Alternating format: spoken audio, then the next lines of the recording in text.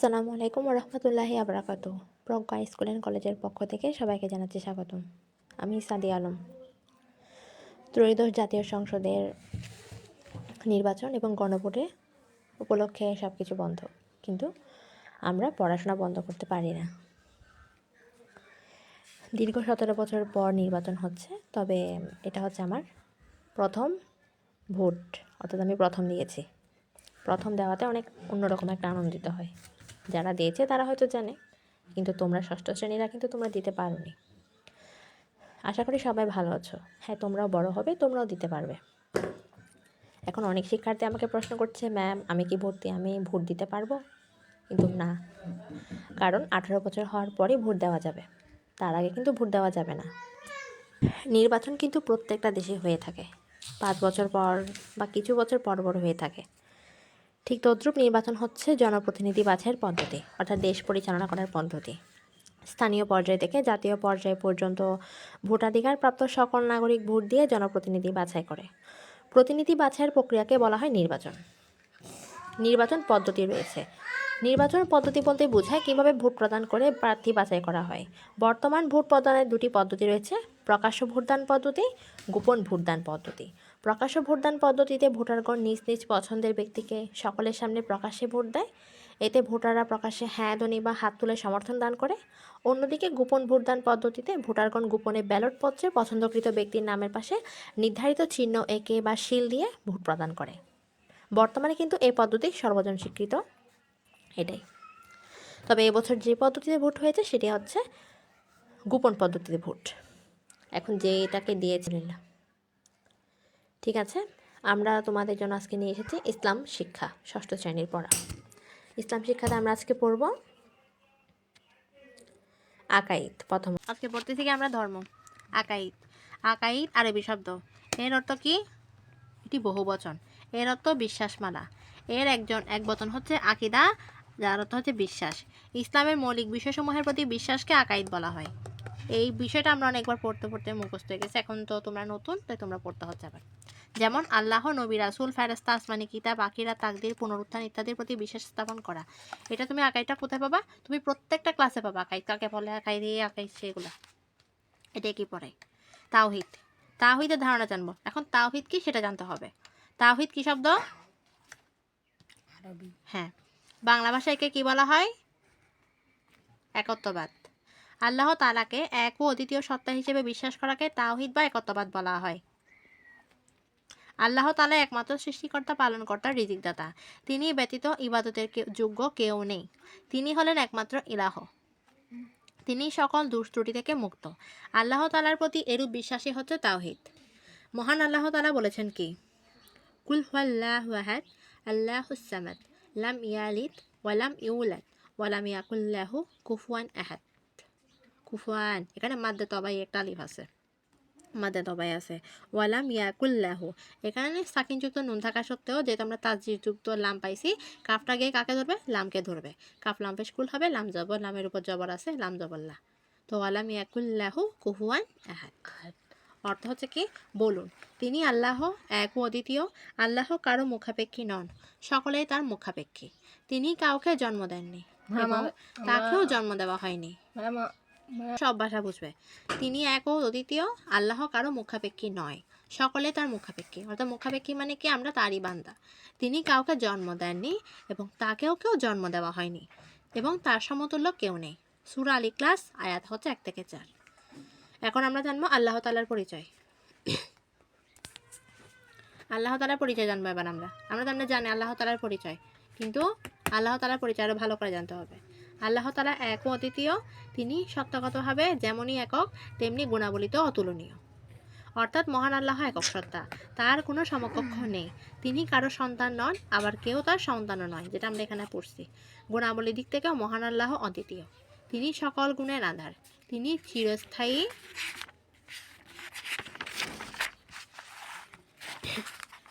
চিরস্থায়ী, চিরদীপ, শাশ্বত ও সত্য।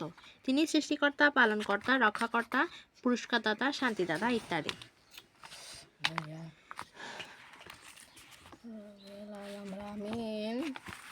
তিনি লা শারিক, তার সামনে বা সমকক্ষ কেউ নেই। তার সমান বা সমকক্ষ কেউ নেই, তার গুণাবলীর সাথে কোনো কিছু তুলনা করা যায় না, তার তুলনা একমাত্র তিনি নিজে। তাওহীদের তাৎপর্য। এখন দেখো তাওহীদের তাৎপর্য। আমরা আমাদের চারপাশে নানা রকম জিনিস দেখতে পাই, সুন্দর সুন্দর ফুল ফল, গাছপালা, তরুলতা, পশু পাখি ইত্যাদি।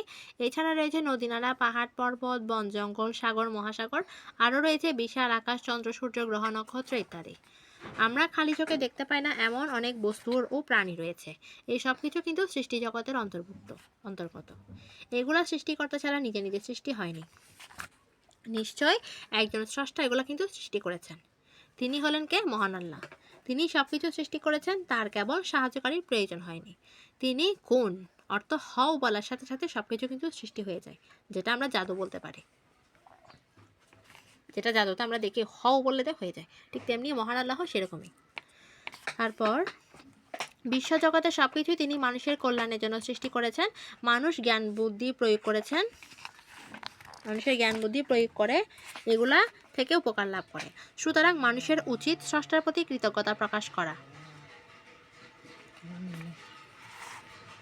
আল্লাহ তাআলার আনুগত্য ইবাদত করা। তার ইবাদত অন্য কাউকে শরীক করা যাবে না। মহান আল্লাহর তাওহীদ বা একত্ববাদের প্রতি অনুগত হলে মানুষ দুনিয়া ও আখিরাতের জীবনে কল্যাণে সফলতা লাভ করতে পারবে। এটা কি বলছি? তাওহীদের তাৎপর্য, তাওহীদে বিশ্বাসের গুরুত্ব। এগুলো কিন্তু এক একটা অনুধাবনমূলক প্রশ্ন। তাওহীদের তাৎপর্য ব্যাখ্যা করো, প্রশ্ন আসতে পারে। তাওহীদের বিশ্বাসের গুরুত্ব লিখো। তাওহীদের বিশ্বাসের উদাহরণ দাও। তাওহীদ বা আল্লাহ তাআলার একত্ববাদে বিশ্বাস আকাইদের সবচেয়ে গুরুত্বপূর্ণ বিষয়, অর্থাৎ এটাতে অবশ্যই গুরুত্বপূর্ণ একটা বিষয়। ঈমান ও ইসলামের মূল ভিত্তি হচ্ছে কি? তাওহীদ। তাহলে ঈমানে বা ইসলামের মূল ভিত্তি কি? এটা আমাদের সঠিক উত্তর আসবে এমসিকিউতে। তাওহীদে বিশ্বাস না করলে কেউ মুমিন বা মুসলিম হতে পারে না। সকল নবী রাসূল সাল্লাল্লাহু আলাইহি সাল্লাম তাওহীদের দাওয়াত দিয়েছেন। সকলে ঘোষণা করেছেন যে আল্লাহ তাআলাই এক ও অদ্বিতীয়, তার কোনো তুল্য কিছু নেই। তাওহীদে বিশ্বাস মানুষকে দুনিয়াতে কল্যাণ দান করে, আর তাওহীদে বিশ্বাসীগণ আখিরাতে জান্নাত লাভ করবেন। তাওহীদে বিশ্বাসের উদাহরণ দেখো এদিকে। তাওহীদে বিশ্বাসের উদাহরণ। আমরা সকলে হযরত ইব্রাহিম আলাইহিস সালামের নাম শুনেছি। এখানে তাওহীদে বিশ্বাস না করলে কেউ মুমিন বা মুসলিম হতে পারে না। সকল নবী রাসূল সাল্লাল্লাহু আলাইহি ওয়াসাল্লাম তাওহীদের দাওয়াত দিয়েছেন। সকলে ঘোষণা করেছেন যে আল্লাহ তাআলা এক ও অদ্বিতীয়, তার তুল্য কিছু নেই। তাওহীদে বিশ্বাস মানুষকে দুনিয়াতে কল্যাণ দান করে এবং তাওহীদে বিশ্বাসীগণ আখিরাতে জান্নাত লাভ করবেন। তাওহীদে বিশ্বাসের উদাহরণ। আমরা সকলে হযরত ইব্রাহিম আলাইহিস সালামের নাম শুনেছি, পড়েছিও ক্লাস 5-এ। তিনি ছিলেন একজন নবী ও রাসূল এবং মুসলিম জাতির পিতা। তাহলে মুসলিম জাতির পিতাকে হযরত ইব্রাহিম আলাইহিস সালাম। তিনি এক মূর্তি পূজক পরিবারে জন্মগ্রহণ করছেন, অর্থাৎ যেখানে সবসময় কি করা হতো? মূর্তি পূজা করা হতো। তার পিতা ছিলেন মন্দিরের পুরোহিত। তাহলে ইব্রাহিম আলাইহিস সালামের পিতা কি ছিলেন? মন্দিরের পুরোহিত। তার সময়ে লোকজন আল্লাহ তাআলার একত্ববাদে ও তাওহীদে বিশ্বাস করত না, বরং তারা কি করত? মূর্তি পূজা করত। তাদের রাজা নমরুদের উপাসনা করত। তাদের রাজাকে নমরুদ। হযরত ইব্রাহিম আলাইহিস সালাম এবং ইসলাম এসব করতেন না। তিনি ভাবলেন মূর্তি বা নমরুদ কোনো কিছু স্রষ্টা হতে পারে না, কেননা এগুলো নিজের ধ্বংসশীল, সুতরাং এদের উপাসনা করা ঠিক নয়।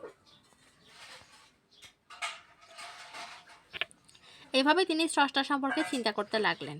প্রথমে তিনি ভাবলেন যে আকাশের তারকা, চন্দ্র, সূর্য ইত্যাদি হয়তো মানুষের সৃষ্টিকর্তা, কিন্তু এগুলো একে একে অদৃশ্য হয়ে গেলে তিনি বুঝতে পারলেন যে এগুলোও মানুষের স্রষ্টা বা ইলাহ নয়। অর্থাৎ তিনি প্রথমে মনে করতেন যে সূর্য, চন্দ্র মনে হয় এগুলো আমাদেরকে সৃষ্টি করছে, কিন্তু না, এগুলো আমাদেরকে সৃষ্টি করে না। এগুলো তো দিনের বেলা সূর্য থাকে, রাতের বেলা অস্তে যায়, রাতের বেলা চাঁদ থাকে, দিনের বেলা অস্তে যায়, রাতের বেলা তারা থাকে, দিনের বেলা তারা থাকে না। তাহলে এগুলো আমাদের সৃষ্টিকর্তা না, কেননা এগুলো কোনোটা স্থায়ী নয়, এরা অদৃশ্য হয়ে যায়, এরা অস্ত যায়, অদৃশ্য হয়।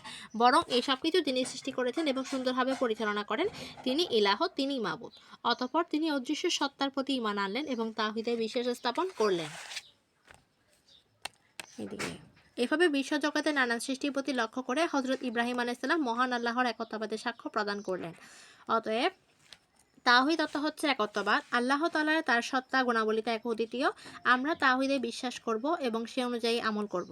আল্লাহ তাআলার সাথে কোনো কিছুকে শরীক করব না। তাওহীদের শিক্ষা কি? আকাইদের সর্বপ্রথম ও প্রধান বিষয় হচ্ছে তাওহীদ। তাওহীদ অর্থ আল্লাহ তাআলাকে এক ও অদ্বিতীয় বলে বিশ্বাস করা, তার সঙ্গে কাউকে শরীক না করা। তাওহীদ থেকে আমরা নিম্নলিখিত শিক্ষা লাভ করতে পারি। 1. আমরা আল্লাহ তাআলাকে এক ও অদ্বিতীয় বলে বিশ্বাস করব। তার সাথে কাউকে শরীক কিন্তু করবো না। তাহলে এটা ইম্পর্টেন্ট, এটা অবশ্যই শিখে রাখতে হবে। ওগুলা যেমন উদাহরণীয়, এটা কিন্তু কিসে আসতে পারে, গ অথবা ঘ প্রশ্নে, প্রয়োগ বা উচ্চতর দক্ষতায় আসতে পারে প্রশ্ন। বুঝছো? তাহলে 2 হচ্ছে আমরা একমাত্র আল্লাহ তাআলার ইবাদত করব, তিনি ব্যতীত অন্য কারো ইবাদত করব না। আল্লাহ তাআলা আমাদের সৃষ্টি করেছেন এবং পৃথিবীর সব কিছু তিনি আমাদের জন্য সৃষ্টি করেছেন। এই জন্য আমরা সর্বদা আল্লাহর শুকরিয়া আদায় করব। আল্লাহ তাআলা বিপদ আপদ থেকে একমাত্র মুক্তিদাতা, সুতরাং বিপদ আপদ থেকে পরিত্রাণের জন্য আমরা সবসময় আল্লাহর কাছে সাহায্য প্রার্থনা করব।